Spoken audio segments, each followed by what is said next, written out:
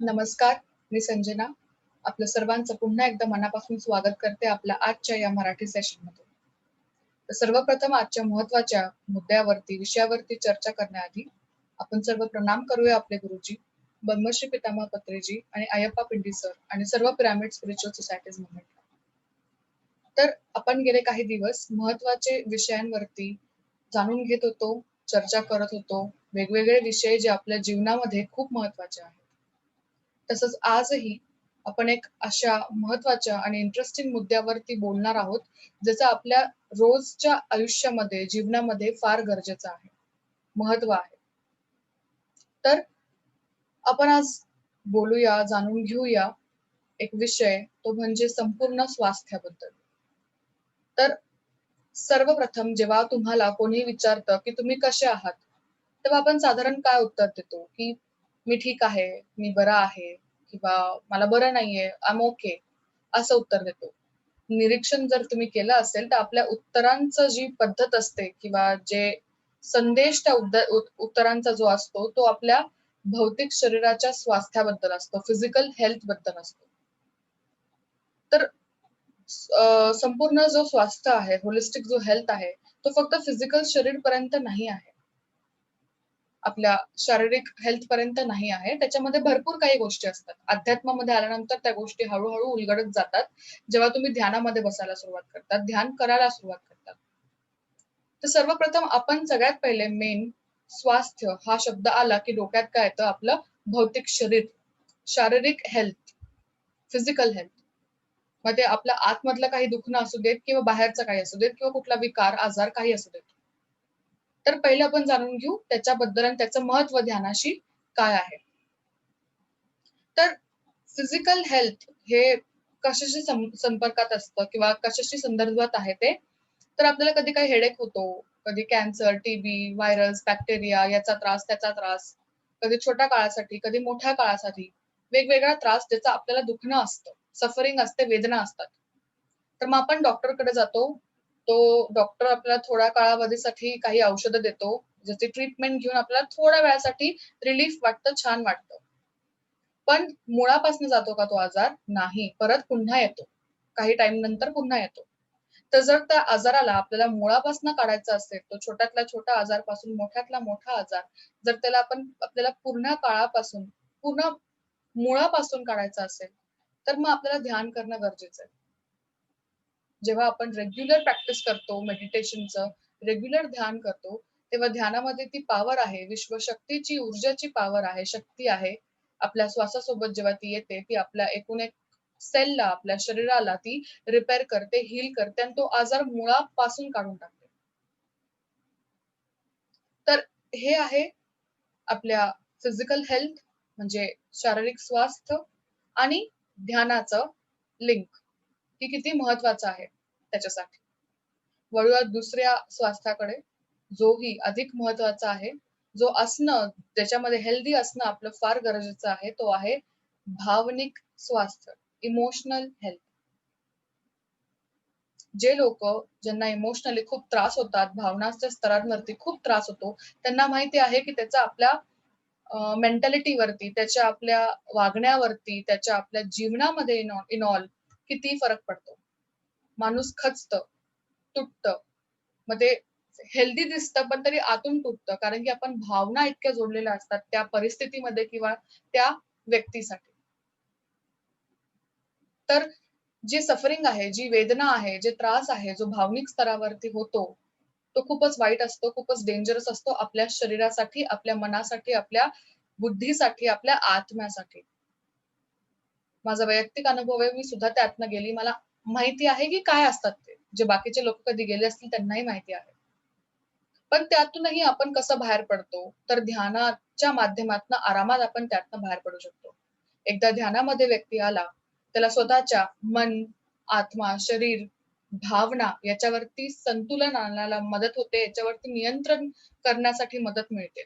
कारण की जेव्हा आपण एकदा आत्म्याच्या स्तरावरती, आत्म्याच्या दृष्टिकोनाने बघायला सुरुवात करतो जगाला, समाजाला, निर्माताला, क्रिएशनला, आयुष्याला, तेव्हा मग आपल्याला कधीच कुठलीच गोष्ट इमोशनली मनाला लागत नाही आणि आपण त्याच्यामध्ये अडकून जात नाही. आपण अलिप्त होऊन जातो सगळ्यांमध्ये असून सुद्धा. मग ध्यानाने आपलं स्वतःचं इमोशन्सला कंट्रोल करणं आणि त्याला अवेअर करणं स्वतःला आणि बॅलन्स करणं फार गरजेचं आणि हे होतं, हे शक्य आहे, पॉसिबल आहे. तर तिसरं आहे मानसिक स्वास्थ्य. ठीक आहे. तुम्हाला कधी काही प्रॉब्लेम आली आणि तुमच्या मनामध्ये विचार चालू झाले. कुठलेही इश्यू झाला तुमच्या आयुष्यामध्ये तुम्ही मनामध्ये विचार करायला लागतात. खूप सारे ओव्हर थिंकिंग असतात. खूप अतिविचार करतात. कोणी रागवलं तर मनाला लावून घ्याल. कोणी काहीतरी वाईट विचित्र बोललं जे तुमच्याबद्दल खरं नाहीये, तरी तुम्ही मनाला लावून घ्याल. पण आपण त्याच्यामध्ये अडकून जातो. मग मन आपल्याशी खूप खेळ खेळतात. त्याच्यामध्ये सुद्धा आपण बघायचंय, की मनातले विचार आपल्याशी फ्रेंडली आहेत, की आपण त्याच्यामध्ये गुंततो आहोत. जर कोणी काही उद्याला येऊन बोललं, रागवलं, ओरडलं, विचित्र काहीतरी बोललं आणि आपण ते मनाला लावून घेतलं, याचा अर्थ आपण अजूनही कुठल्यातरी भौतिक गोष्टींमध्ये अडकलेलो आहोत. मग मनाच्या या खेळामध्ये अडकून आपण स्वतःला त्रास देतो आणि मग तो परत भावनिक स्तरावर जातो. हे सगळं इंटरलिंक्ड असतं. म्हणून आपल्याला हे संपूर्ण स्वास्थ्य जे इंटरलिंक्ड आहेत, होलिस्टिक हेल्थ याची आपल्याला काळजी घ्यायची. मग शेवटी काय होतं, मानसिक त्रास झाल्यामुळे आपण गोष्टी मनाला लावून घेतो. मानसिक त्रास झाल्यामुळे आपण भावनेवरती घेतो. भावनिक त्रास झाल्यामुळे मग त्याचा इम्पॅक्ट दोघांचा मिळून पडतो आपल्या शारीरिक त्रासाकडे किंवा शारीरिक स्वास्थ्याकडे. मग आपल्याला काही ना काही विकार, आजार मागे लागतात. ओव्हर स्ट्रेसमुळे, तणावामुळे, भावनिक प्रेशरमुळे, टेन्शनमुळे, जे आपल्याला नको असतात, जे गरजेचे पण नाहीयेत, ते थोड्या वेळासाठी असतात. पण आपण विचार करतो त्यासाठी खूप जास्त. पृथ्वीवरती सगळ्यांना स्वइच्छा आहे, फ्री विल आहे. त्याच्यामुळे तुम्ही इथे म्हणजे काहीही वागून कोणाला काही बोलू शकतात असं समजून घेतात. पण याचं उलट उत्तर आपल्याला जाऊन द्यावं लागतं, की आपण असं का वागलो? चुकीचं वागलो, समोरच्याला दुखावलं गेलं. आपण याचं उत्तर आपल्याला वरती जाऊन खरं-खरं द्यावं लागतं. मग त्याच्यामुळे आपल्याला सावध राहावं लागतं आत्ता ध्यानामध्ये आणून. सावध राहायला पाहिजे, की आपण जे काही वागतोय त्याचा समोरच्याला त्रास होता कामा नाही. ना मानसिक त्रास, ना भावनिक त्रास. कारण की ह्या 2 गोष्टींमुळे माणसाच्या शारीरिक स्वास्थ्यावरती खूप इम्पॅक्ट पडतो. तर ध्यान करायचं, आपलं मन, आपल्या मनातले विचार त्याच्यावरती नियंत्रण, संतुलन ठेवायचं. मनाच्या खेळांमध्ये गुंतायचं नाही. त्याला कंट्रोल करता आलं पाहिजे, त्याला थांबवता आलं पाहिजे. तर ते ध्यानामुळेच होईल आणि ध्यानाच्या माध्यमातूनच तुमची मानसिक स्वास्थ्य जो आहे, मानसिक स्टेबिलिटी जी आहे, ती कंप्लीटली संतुलनमध्ये राहील. जे की गरज आहे आपल्या आत्म्यासाठी. पृथ्वीवर आलो आहोत, तर अनुभव घेण्यासाठी आपल्या मनाची सुद्धा गरज आहे. त्याच्या विचारांना बॅलन्स करण्याची गरज आहे. तर चौथं आहे अ, बुद्धीचं स्वास्थ्य, म्हणजे बुद्धीशी रिलेटेड स्वास्थ्य, इंटेलेक्चुअल हेल्थ. तुम्हाला कोणी कधी काही सेशन दिलं, ते तुम्हाला वन स्ट्रोकमध्ये पहिल्यांदाच लगेच समजलं. तुम्ही एखादं पुस्तक वाचलं, ते पहिल्यांदाच समजलं. कोणी काहीतरी येऊन बोललं, समजावलं, एखादा टॉपिक समजावला, पहिल्यांदाच समजलं. याचा अर्थ तुमचं इंटेलेक्चुअल हेल्थ जी आहे, म्हणजे बुद्धीशी रिलेटेड जे स्वास्थ्य आहे, बौद्धिक स्वास्थ्य, ते एकदम स्टेबल आहे, बॅलन्स्ड आहे. पण जर तुम्हाला कोणी काही बोलतंय, तुम्हाला समजत नाही, तुमचं लक्ष नाहीये, तुम्ही समजून घेत नाहीये, समजून घ्यायचा प्रयत्नही करत नाहीये, तर मग कुठेतरी तुमच्या इंटेलेक्चुअल हेल्थमध्ये काहीतरी इश्यू आहे, कमतरता आहे. जेव्हा तुम्ही ध्यानाला बसतात, तेव्हा ध्यानाने ही हेल्थ, हे स्वास्थ्य सुद्धा ठीक होतं, बॅलन्स होतं. कारण की ध्यानामध्ये आल्यानंतर माणसाला स्वतःचं महत्त्व समजतं, स्वतःच्या बुद्धीची शार्पनेस वाढते, फोकस वाढतो. त्याच्यामध्ये काय बरोबर आहे, काय चुकीचं आहे, याच्यामध्ये अंतर करायला समजतं. कोण काय समजवतंय, त्याच्यामध्ये आपण पहिले ऐकून घ्यायला पाहिजे, समजून घ्यायला पाहिजे आणि मग आपण प्रतिक्रिया दिली पाहिजे. कुठे आपण कसं डोकं लावलं पाहिजे, ह्या सगळ्या गोष्टींचं आपल्याला स्वतःला जाणीव येते, जेव्हा आपण ध्यानामध्ये येतो. त्याच्यामुळे आपली इंटेलेक्चुअल हेल्थ सुद्धा चांगली राहते. मग येते स्पिरिच्युअल हेल्थ, अर्थात आध्यात्मिक स्वास्थ्य. हे ध्यानामुळे सर्वात महत्वाचं आहे, की अ, तुम्हाला समजत असेल, की तुमच्यातनं तुम्हाला वेगवेगळे अनुभव येतायत. तुम्ही ध्यानाच्या माध्यमातून स्वतःचं आयुष्य ट्रान्सफॉर्म करताय, बदल घडवतायत, होतायत. तुम्ही इतके स्वतःला ब्रह्मांडाला सोपवून दिलं आहेत, की तुमच्या थ्रू तुम्ही एक वाहन बनून तुमच्यामधून काही एनर्जीज, मोठे-मोठे ऊर्जा काम करती आहे, चैतन्य काम करत आहे. तुम्हाला चांगले अनुभव प्राप्त होतायत. तुम्ही समजताय, तुम्हाला आत्मोन्नतीचा रस्ता समजतोय. तुम्हाला सत्याच्या शोधेचा प्रवास कळतोय. तुम्ही त्या मार्गावर आहात परफेक्टली. तर तुमचं आध्यात्मिक स्वास्थ्य एकदम बरोबर आहे. पण तुम्ही अध्यात्मामध्ये फक्त नावासाठी आहात आणि बाकी भौतिक गोष्टींमध्ये जास्त अडकून अध्यात्माला जराही वेळ न देता वरवर काहीतरी ध्यान करतायत किंवा सगळ्या गोष्टींमध्ये असून सुद्धा तुम्ही कोणाला समजून नाही घेते. ना ध्यानाला समजून घेते, ना त्या प्रवासाला समजून घेताय, ना अनुभव येतात त्याला समजून घ्यायचा प्रयत्न करत आहात. तर मग कुठेतरी तुमची आध्यात्मिक स्वास्थ्य जो आहे, हेल्थ जो आहे तो लो आहे, कमी आहे. त्याला बॅलन्स करणं, त्याला संतुलनमध्ये आणणं फारच गरजेचं आहे. मग येतं सर्वात शेवटी सोशल हेल्थ, सामाजिक स्वास्थ्य. तर आता हे समजून घेणं गरजेचं आहे, की एकदा आध्यात्मिक व्यक्ती किंवा अध्यात्मामध्ये आलेला व्यक्ती जेव्हा स्वतः आत्म्याच्या दृष्टीने सर्व बघायला सुरुवात करतो, सत्याच्या शोधात लागतो, त्याला समजायला लागतं सत्य काय आहे, आत्मा काय आहे, आत्मज्ञान काय आहे, आत्मोन्नतीचा रस्ता कसा आहे, त्याचा प्रवास कसा आहे, तिथपर्यंत पोहोचायला काय करायचं असतं आणि आत्माच्या दृष्टिकोनाने बघितल्यावरती परिस्थिती कशी असते आणि तो आत्मा आणि त्याच्या समोरचा आत्मा कोणी वेगळं नाही. तर तो स्वतःसोबत सगळ्यांचं ग्रोथ, सगळ्यांची प्रगती स्वतःसोबत करायला सुरुवात करतो. स्वतःपर्यंत गोष्टी ठेवत नाही, स्वार्थता त्याच्यामध्ये उरत नाही. मग जो व्यक्ती जो बिलकुल पण स्वार्थी नाहीये, निस्वार्थ पद्धतीने स्वतःही स्वतःचा अनुभव घेतोय, प्रगती करतोय आत्म्याची आणि स्वतःसोबत दुसऱ्याचीही आत्माची प्रगती करून घेतोय. सगळ्यांना सोबत घेऊन पुढे जातोय प्रवासामध्ये. मग आध्यात्मिक प्रवास असो किंवा कुठलाही. निस्वार्थ चांगल्या हेतूने. तर त्या व्यक्तीचं जे सामाजिक स्वास्थ्य आहे, ते कंप्लीटली बरोबर आहेत, बॅलन्स्ड आहेत आणि हे त्याला त्याच्या ध्यानामुळे मिळालंय. ध्यानामुळे त्याला ते जाणीव आली आणि त्याने त्याचं स्वतःचं स्वास्थ्य बरोबर करून घेतलं. पण एखादा दुसरा व्यक्ती जो ध्यानामध्ये आहे, पण ध्यान स्वतःपुरतं करतोय, स्वार्थी आहे, ध्यानाचं महत्त्व कोणाला सांगत नाही, स्वतःची प्रगतीच करतोय, बाकीच्या कोणाचीच प्रगतीशी त्याला घेणं-देणं नाहीये, कोणाला सोबत घेऊन पुढे जात नाहीये, तर अशा व्यक्तीला त्याचं जे सामाजिक स्वास्थ्य आहे, ते काहीच उपयोगाचं नाही. ते त्याचं कमीच असणार. त्याच्यामुळे त्याचा आध्यात्मिक प्रवासही खूप कमी होऊन जाणार. त्याची गती कमी होणार. प्रगतीची गती कमी होणार. तर मग आपण ह्या 6 ही गोष्टी आहेत, ज्या आपल्यासाठी गरजेच्या आहेत. जसं मी बोलले, की पहिले फिजिकल हेल्थ आपल्याला गरजेची आहे. मग भावनिक स्वास्थ्य गरजेचं आहे. मग मानसिक स्वास्थ्य गरजेचं आहे. बुद्धीचं स्वास्थ्य गरजेचं आहे. आध्यात्मिक स्वास्थ्य गरजेचं आहे. सामाजिक स्वास्थ्य गरजेचं आहे. असं संपूर्ण ओव्हरऑल स्वास्थ्य आपल्यासाठी फार गरजेचं आहे. कारण की आपण एक आत्मा आहोत. पृथ्वीवर आलेलो आहोत. आपण एक भौतिक अनुभव घेण्यासाठी आध्यात्मिक अनुभव घेण्यासाठी, प्रगती करण्यासाठी आणि या सर्वांसाठी आपण स्वतः एकदम स्वस्थ मस्त राहणं गरजेचं आहे. हेल्दी राहणं गरजेचं आहे. ती हेल्थ फक्त फिजिकल हेल्थ नव्हे, तर इमोशनल हेल्थ, इंटेलेक्चुअल, स्पिरिच्युअल, मग नंतर सोसायटीयल हेल्थ किंवा मेंटल हेल्थ ह्या सगळ्या गोष्टींची आपल्याला काळजी घेणं गरजेचं आहे. जेव्हा एक व्यक्ती स्वतः स्पिरिच्युअल व्यक्ती असतो, आध्यात्मिक व्यक्ती असतो, तेव्हा त्याला सगळ्या ह्या स्वास्थ्यांची बॅलन्सिंग ची गरज आहे. स्वास्थ्य स्वतःचं मेंटेन करण्याची गरज आहे, वाढवण्याची गरज आहे. त्याचं ते कर्तव्य असतं.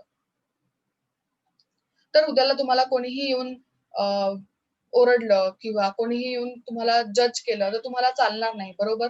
तसंच तुम्हीही कोणाला जज नाही करायचं, ओरडायचं नाही. कारण की तुम्हाला कळायला पाहिजे किंवा ध्यानामध्ये येऊन आपल्याला समजतं, की आपण सगळे एक आहोत.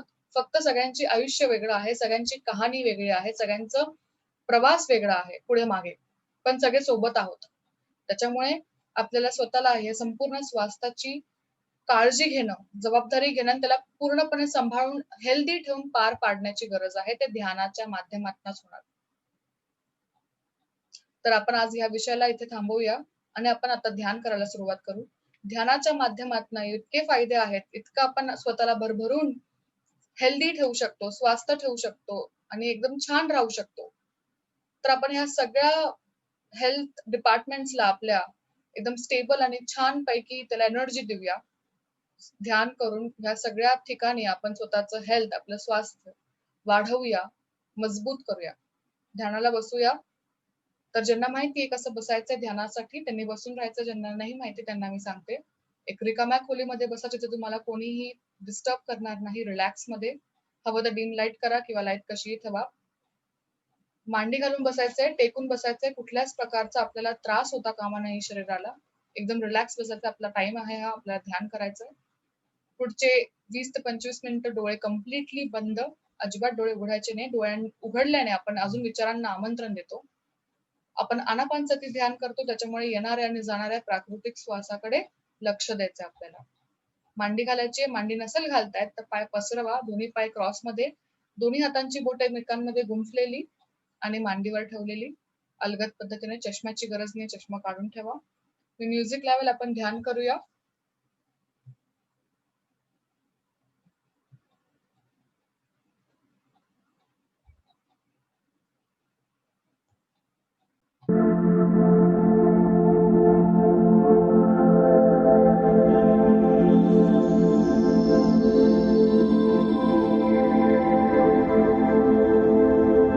डोळे बंद, लक्ष श्वासाकडे.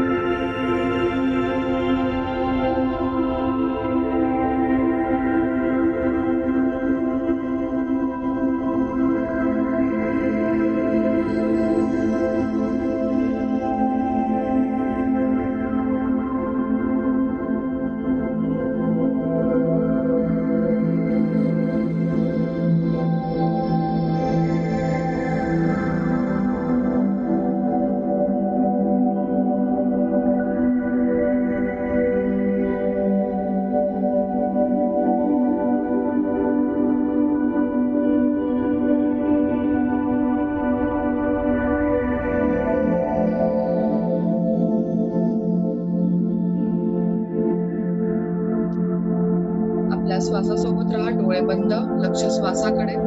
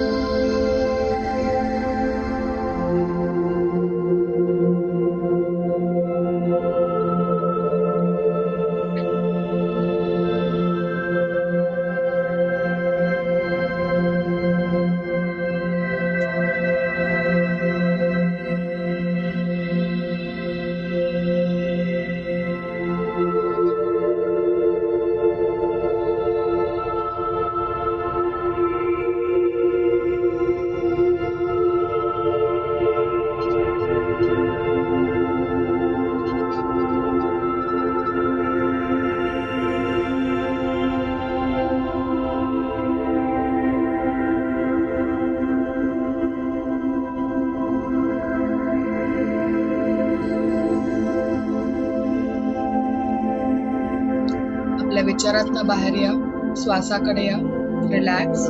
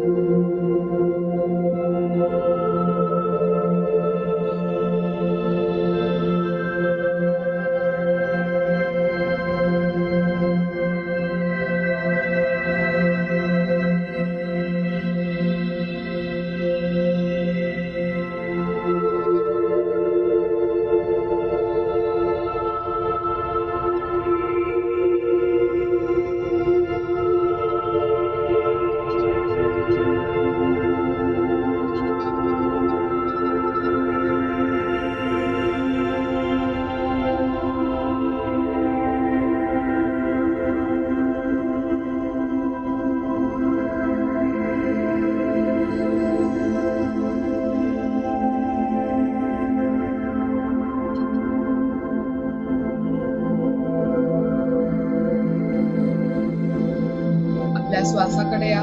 डोळे बंद. विचारांपासून दूर जायचंय आपल्याला. अजिबात कुठल्या विचारांमध्ये अडकू नका.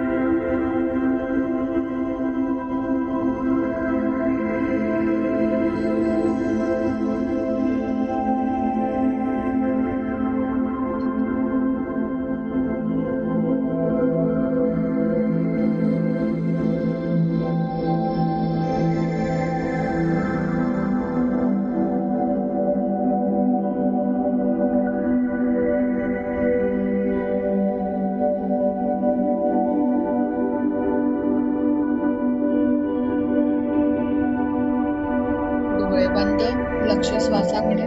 आपल्या श्वासाकडे या, विचारातनं बाहेर या.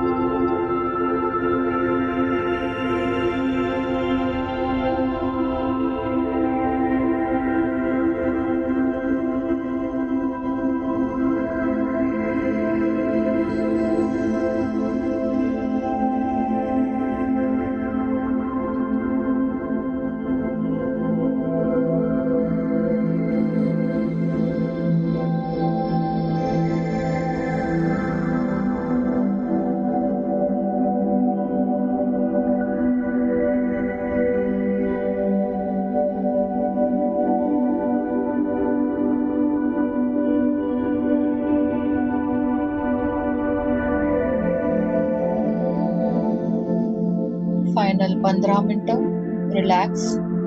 श्वासाकडे या, श्वासासोबत राहा.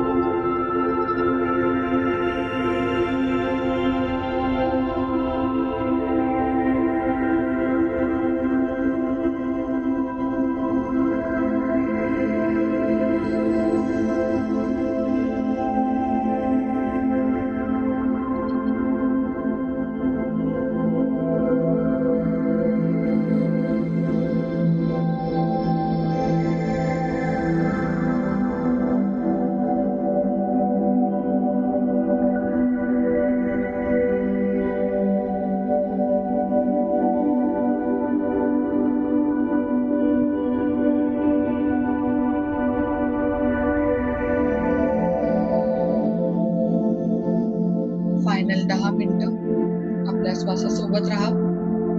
अजिबात कुठल्या विचारांमध्ये अडकू नका. विचार आले तर आपल्या श्वासाकडे यायचंय.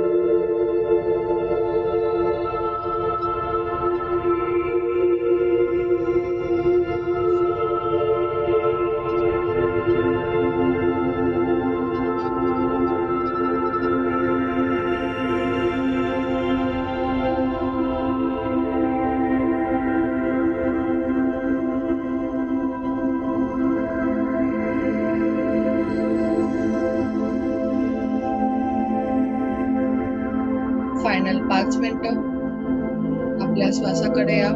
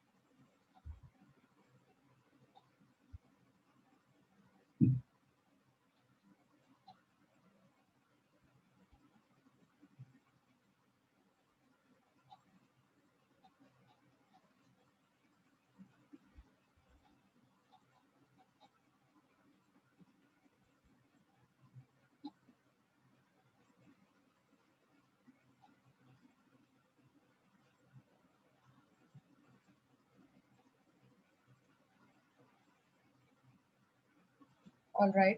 आपल्या दोन्ही हाताला चोळायचंय, डोळ्यांवर ठेवायचंय. 5, 4, 3, 2, 1, 0. हळूच डोळे उघडा. तर सर्वांना खूप खूप धन्यवाद. आज पण नेहमीप्रमाणे जॉइन करण्यासाठी आणि ध्यान करण्यासाठी. तर आजचा विषय आपल्या संपूर्ण स्वास्थ्याबद्दल होता. तर काळजी घ्यायला, स्वतःचं कर्तव्य पार पाडायला विसरू नका. प्रत्येक स्वास्थ्य आपल्यासाठी महत्त्वाचं आहे. मग ते फिजिकल हेल्थ असू देत, इमोशनल, मेंटल, इंटेलेक्चुअल, सोशल किंवा स्पिरिच्युअल, या सगळ्याही हेल्थ आपल्यासाठी महत्त्वाच्या आहे. आपल्याला जर पृथ्वीवर छान जीवन जगायचं असेल तर. तर असंच उद्या अजून एक नवीन महत्त्वाच्या विषयावरती, इंटरेस्टिंग विषयावरती आपण डिस्कशन करूया. कधीही कोणाला काही प्रश्न आला तर नक्की विचारायला विसरू नका आणि ध्यान करायला विसरू नका. Be a master YouTube channel subscribe करा. उद्या पुन्हा एकदा 9 वाजता शार्प आपण भेटूया. एक नवीन विषयावरती बोलूया. Thank you so much.